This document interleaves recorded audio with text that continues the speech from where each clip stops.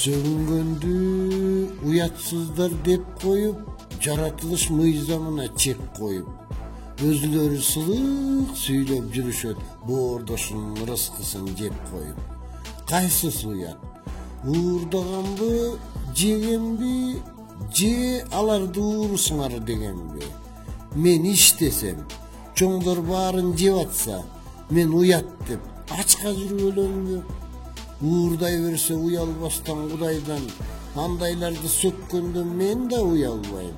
Тыя албаса уурулугун жемкорлор, мен да аларга сөгүнгөнүн тыя албайм. Табак кылып бултук калың беттерин, анан кантем мүлжүп атса эттерин.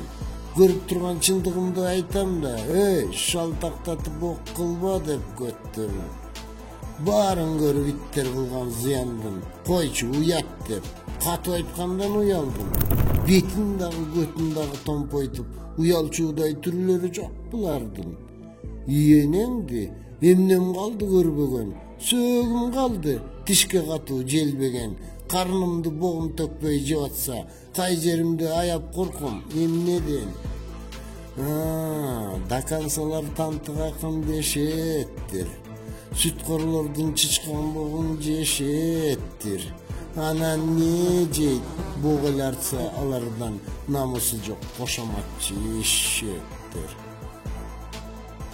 Темиров Лайф көз карандысыз иликтөөчү журналисттер менен анын шериктеши Айтайт десе долбоору улуттук баалуулуктар менен катар жалпы адамзаттын орток баалуулуктарын, ошондой эле демократия дөөлөтүн жайылтууну көздөйт.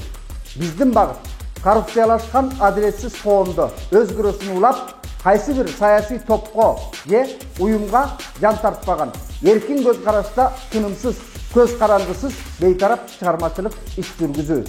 Биздин команданы колдосоңуз, Patreon'убузга катталып коюңуздарды суранабыз.